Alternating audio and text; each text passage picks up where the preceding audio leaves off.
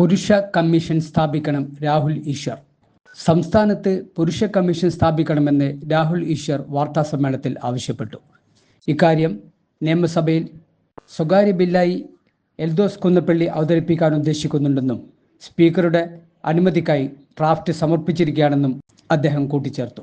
സാധാരണക്കാരനുമല്ല, കേന്ദ്രീയ വിദ്യാലയയിലെ സാറാണ്. 12ാം ക്ലാസ്സിൽ പഠിക്കുന്ന ഒരു കുട്ടി ഇദ്ദേഹത്തിനെതിരെ വ്യാജ പരാതി കൊടുത്തു. ഓക്സോ അടക്കമുള്ള കാര്യങ്ങൾ കൊടുത്തു. ഇദ്ദേഹം തനിക്ക് മയക്കുമരുന്ന് നൽകി മയക്കി, ഇദ്ദേഹം തന്നെ റേപ്പ് ചെയ്തു, പ്രഗ്നന്റ് ആക്കി, അബോർട്ട് ചെയ്യിച്ചു. ഇതാണ് ഇദ്ദേഹത്തിനെതിരെയുള്ള വാർത്ത. എല്ലാം പ്രമുഖ ടൈംസ് ഓഫ് ഇന്ത്യ, മനോരമ ലൈവിലോ അടക്കമുള്ള എടുത്തു കൊടുത്തിരിക്കുകയാണ്. 7 വർഷത്തിന് ശേഷം കോടതി കണ്ടെത്തി ഈ കുട്ടി റേപ്പ് ചെയ്യപ്പെട്ടിട്ടില്ല, അബോർട്ട് ചെയ്യപ്പെട്ടിട്ടില്ല, പ്രഗ്നന്റ് ആയില്ല, അബോർട്ട് ചെയ്യപ്പെട്ടിട്ടില്ല.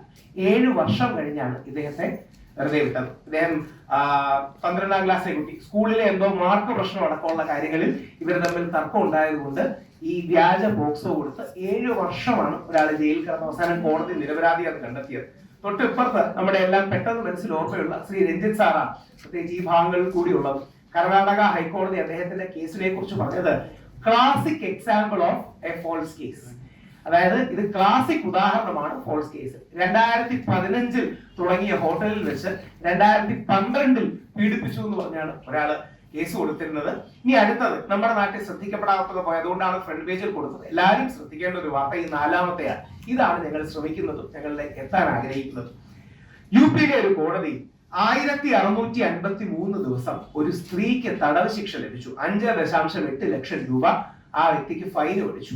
എന്തിനാണെന്ന് പറഞ്ഞാൽ ഈ സ്ത്രീയുടെ വ്യാജ റേപ്പ് പരാതിയിൽ ഒരു പുരുഷൻ 1653 ദിവസം എന്ന് പറഞ്ഞാൽ ഏകദേശം 4 വർഷം ജയിലിൽ കിടന്നു. കോടതി അവസാനം ഇത് ഫോൾസ് കേസ് ആണെന്ന് കണ്ടെത്തി എത്ര ദിവസം പുരുഷൻ ജയിലിൽ കിടന്നോ അത്രയും ദിവസം ഈ സ്ത്രീയും ജയിലിൽ കിടക്കണമെന്നും ഈ കാലം കൊണ്ട് ഇയാൾക്ക് എന്ത് റവന്യൂ ഉണ്ടാകുമായിരുന്നോ ആ റവന്യൂ ഈ സ്ത്രീയുടെ കയ്യിൽ നിന്ന് പിടിക്കാൻ ഇന്ത്യയുടെ നീതിന്യായ വ്യവസ്ഥയിൽ കഴിഞ്ഞ വർഷം 2024 കോടതി ആദ്യമായിട്ടായിരിക്കും അങ്ങനെയുള്ളൊരു വിധി പുറപ്പെടുവിച്ചത്. അതിന് സ്ട്രിക്ട്ലി സെക്ഷൻ ഉണ്ടോ, നിയമം ഉണ്ടോ എന്ന് ചോദിച്ചാൽ സംശയമാണ്. പക്ഷെ കോടതി വളരെ പോസിറ്റീവായിട്ട് ഒരു മൂഡിലെടുത്ത് എത്ര ദിവസം പുരുഷൻ വ്യാജമായി ജയിലിൽ കിടന്നോ, വ്യാജ പരാതിയിൽ ജയിലിൽ കിടന്നോ അത്രയും ദിവസം ആ സ്ത്രീയും വ്യാജമായി ജയിലിൽ കിടക്കണം. ഇത് ഞങ്ങളുടെ ആവശ്യമല്ല, ബഹുമാനപ്പെട്ട ഒരു കോടതി നൽകിയ വിധിന്യായത്തിന്റെ പ്രമുഖ മാധ്യമങ്ങൾ റിപ്പോർട്ട് ചെയ്ത കാര്യമാണ്. നമ്മൾ മുമ്പോട്ട് വെക്കുന്നത് പുരുഷ കമ്മീഷൻ എന്ന ആശയം ഇതിന്റെ പേരില്ല. യഥാർത്ഥത്തിൽ ഈ പത്രക്കുറിപ്പിൽ ഒന്നും എന്റെ വ്യക്തിപരമായ കാര്യം കാണാത്തത് ഇന്ന് ഞാൻ ഇതിലൂടെ ഉണ്ണികൃഷ്ണൻ സാറിനെ അടക്കം ഇവിടെ വിളിച്ച് ഇവിടുത്തെ ട്രഷറിയും ഒക്കെ വിളിച്ചിട്ട് ഒരു പത്രസമ്മേളനം ബുക്ക് ചെയ്തപ്പോ എനിക്കെതിരെ ഹണി റോസിന്റെ പരാതി വന്ന കാര്യം ഞാൻ അറിഞ്ഞിരുന്നില്ല.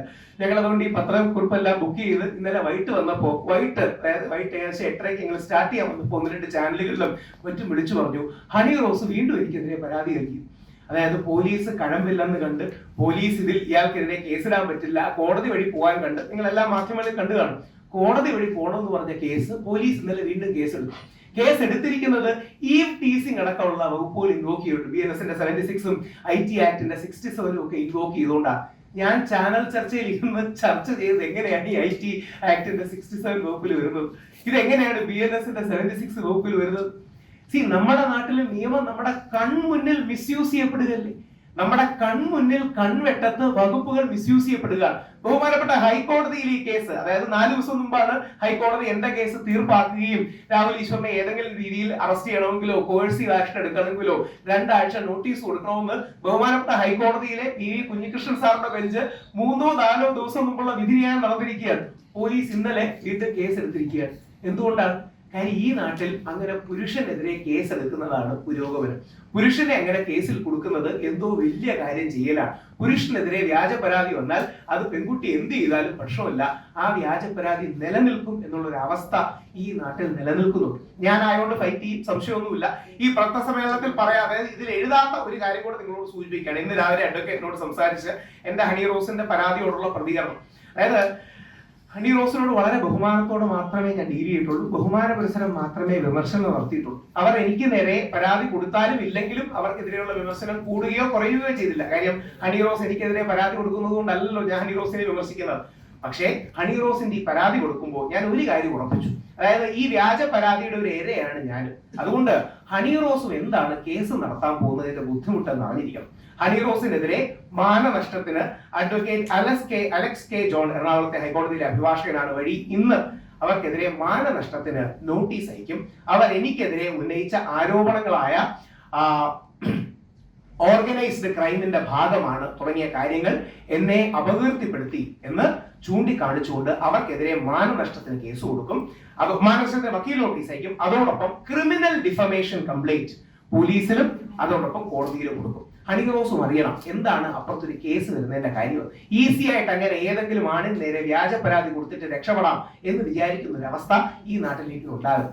അതിന് എന്നെ തന്നെ ഉദാഹരണമാക്കി. കാര്യം എനിക്കെതിരെ ആ വ്യാജ കേസാണെന്ന് ഒരുപക്ഷെ എല്ലാ മാധ്യമങ്ങളും, എന്നോട് പൂർണ്ണമായി യോജിക്കുന്ന മാധ്യമങ്ങൾ പോലും ഹണി റോസിനെ അങ്ങനെ വിമർശിക്കുന്നതിൽ കേസ് എടുക്കണ്ട എന്നൊരു നിലപാടാണ് സ്വീകരിച്ചിരിക്കുന്നത്. ഇന്നലെ എല്ലാ കേസും സെറ്റിൽ ചെയ്ത് മറ്റേ ആ വിഷയങ്ങളൊക്കെ കഴിഞ്ഞതിന് ശേഷം ഇന്നലെ വീണ്ടും കൊണ്ട് കേസ് കൊടുത്തിരിക്കുകയാണ്. ഞങ്ങൾ എല്ലാ കേസിൽ നിന്ന് മൂവ് ഓൺ ചെയ്തു. ഞങ്ങൾ മെൻസ് കമ്മീഷന്റെ ക്യാമ്പയിനുമായി മുമ്പോട്ട് പോയി.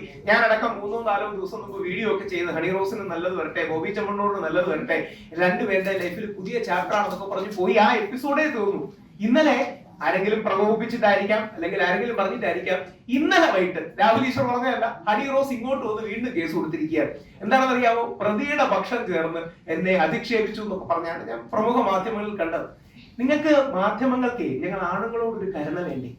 അങ്ങനെ ഈ വ്യാജ പരാതിയാണ് നിങ്ങൾക്ക് കേട്ടറിയില്ലേ? ഒരിക്കൽ പരാതി കൊടുത്ത് പോലീസ് പറ്റില്ലെന്ന് പറഞ്ഞല്ലേ പോലീസ് ഇന്നലെ വീണ്ടും കേസ് എടുത്തു. ഇനി എന്തുകൊണ്ടാണ് പോലീസ് കേസ് എടുക്കുന്നതെന്ന് അറിയാമോ? അവർക്ക് അതാണ് സേഫ്. അതായത് അവർക്ക് ഇനി പരാതി കൊടുത്തിട്ട് എടുക്കാതിരിക്കണ്ടെന്ന് വിചാരിച്ചിട്ട് അവർക്ക് അതാണ് സേഫ്. എനിക്കെതിരെ വനിതാ കമ്മീഷൻ കേസ് എടുക്കാൻ പറയുന്നു, യുവജന കമ്മീഷൻ കേസ് എടുക്കാൻ പറയുന്നു. ബഹുമാനപ്പെട്ട ഹൈക്കോടതി, രാഹുൽ ഈശ്വർ അല്ല, ഹൈക്കോടതിയുടെ വിധിന്യായത്തിൽ ഹൈക്കോടതി പറഞ്ഞിരിക്കുന്നത് അല്ലെങ്കിൽ ഒഫീസർ ഡിക്റ്റ് ആയിട്ട് സ്റ്റേറ്റ്മെന്റ് ആയിട്ട് പറഞ്ഞത് you are A champion of men, പക്ഷെ നിങ്ങൾ എല്ലാവർക്കും വേണ്ടി നിങ്ങൾ പ്രവർത്തിക്കണം. ഹൈക്കോടതിയുടെ വാക്കുകളാണ്, എന്റെ അല്ല.